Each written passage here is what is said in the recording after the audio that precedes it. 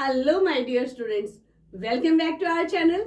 Hydrocarbons को हम लोग पढ़ना शुरू कर चुके हैं। इसी सीरीज में मैं आज आप लोगों के सामने दूसरी वीडियो लेके आई हूं जिसमें हम डिस्कस करने वाले हैं अल्केन्स को।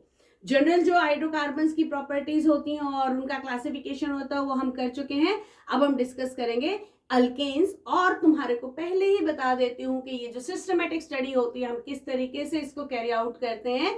जैसे हम लोग अल्केन्स पढ़ने जा रहे हैं तो हमारा सबसे पहला क्या होगा, हम इसके बारे में बात करेंगे क्लासिफिकेशन का।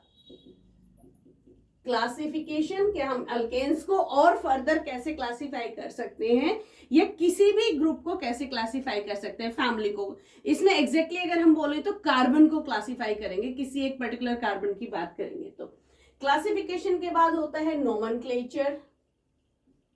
नोमेनक्लेचर। उसके बाद होता है प्रिपरेशन, वेज ऑफ प्रिपरेशन, किस तरीके से हम इनको प्रिपेयर कर सकते हैं। अल्केन्स को प्रिपेयर करने के एन नंबर ऑफ वेज हैं। हम लोग अपने सिलेबस के जो वेज हैं हम उनको करने वाले हैं। प्रिपरेशन के बाद आ जाता है फिजिकल प्रॉपर्टीज।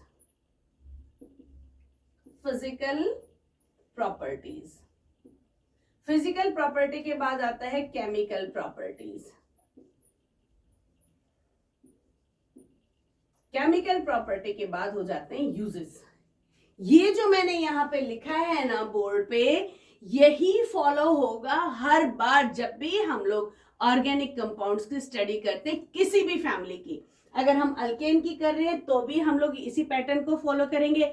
अल्कीन आ जाएगा तो भी यही पैटर्न फॉलो होगा। अल्काइन में भी यही पैटर्न फॉलो होगा। अगर हम हेलो अल्केन्स बोल रहे हैं तो भी यही पैटर्न होगा।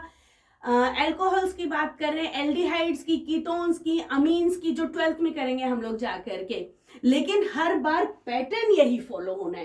तो मैं आप लोगों को एक बार फिर से याद दिला देती हूँ, इस पैटर्न को अच्छे से एक एक करके सिस्टमेटिक तरीके से अगर हम पढ़ेंगे तो ऑर्गेनिक केमिस्ट्री हमारे को बहुत इजी लगने वाली है, सारी की सारी आ जाएगी। अगर तुमने पैटर्न को डिस्टर्ब करने की कोशिश की तो पंगा हो जाएगा, फिर नहीं हो पाएगी तुम्हारे से ये।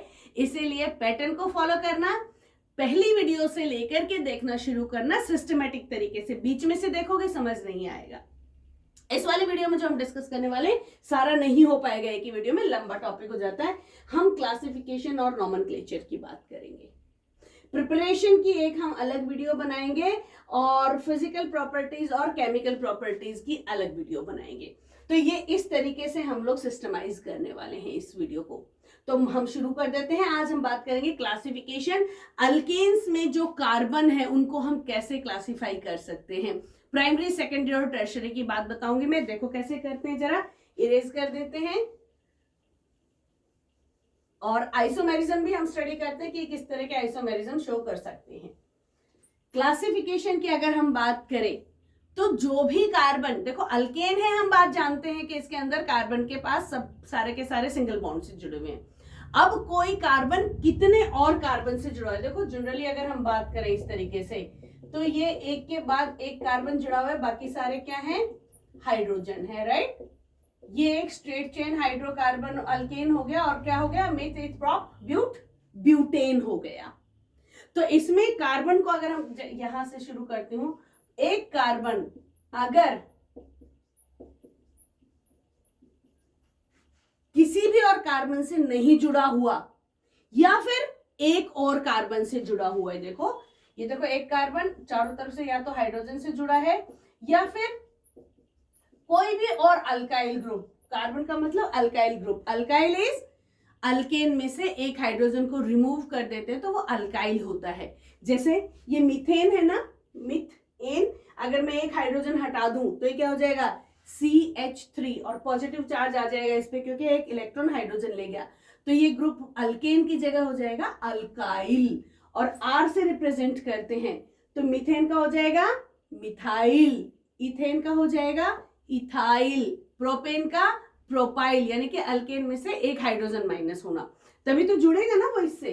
तो कोई भी अल्काइल ग्रुप, यहाँ पे मिथाइल, इथाइल, प्रोपाइल, ब्यूटाइल कुछ भी जुड़ा है इस कार्बन के साथ, तो ये दोनों कार्बन को हम क्या बोलेंगे, प्राइमरी कार्बन। ये वाला कार्बन जो होगा वो क्या होगा, प्राइमरी कार्बन होगा। अगर एक से ज्यादा अल्काइल ग्रुप जुड़े हैं, दोनों सेम भी हो सकते हैं, अलग भी हो सकते हैं, तो उसको हम बोलेंगे सेकेंडरी कार्बन। देखो, दो अल्काइल ग्रुप जुड़े हैं, सेम भी हो सकते हैं, अलग भी, इसीलिए मैंने डैश लगाया, तो इसको हम बोलेंगे सेकेंडरी।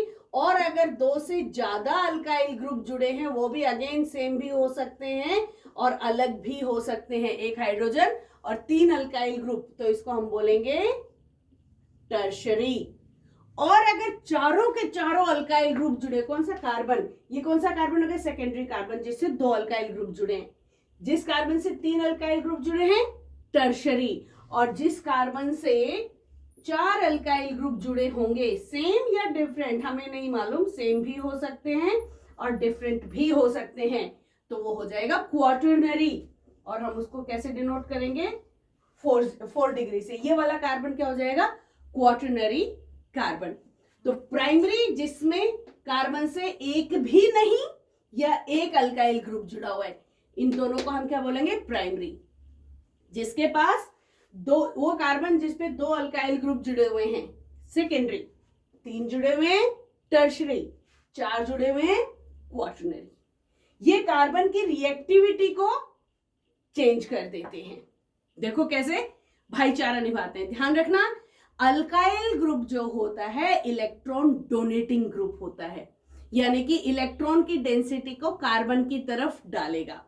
अब इस कार्बन को इलेक्ट्रॉन देने वाला कोई भी नहीं है, ये इसके मुकाबले ये वाले कार्बन की इलेक्ट्रॉन डेंसिटी को ये वाला अल्काइल ग्रुप बढ़ाएगा, और इससे ज्यादा ये दोनों मिलके कार्बन की इलेक्ट्रॉन डेंसिटी बढ़ाएंगे, और ये तीनों मिलके कार्बन की इलेक्ट्रॉन डेंसिटी बढ़ाएंगे, और ये चारों तरफ से कार्बन की इलेक्ट्रॉन डेंसिटी को बढ़ाएंगे। इसकी वजह से इसकी reactivities primary, secondary, tertiary carbon की अलग अलग हो जाती है।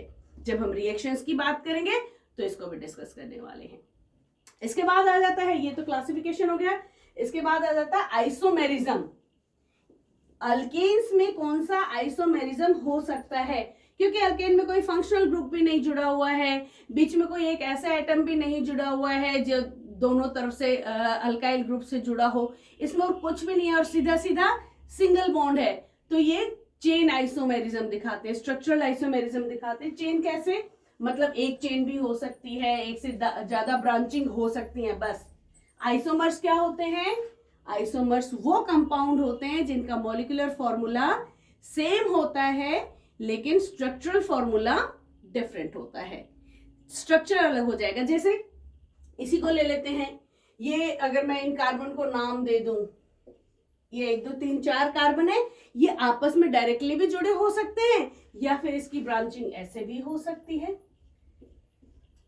देखो जरा, हो सकती है कि नहीं, यहाँ पे पहला, दूसरा, तीसरा कार्बन, यहाँ दूसरे कार्बन से ये वाला कार्बन उठ के आके जुड़ गया, लेकिन अगर तुम देखोगे मॉलिक्यूलर फॉर्मूला तो देखो सेम होगा।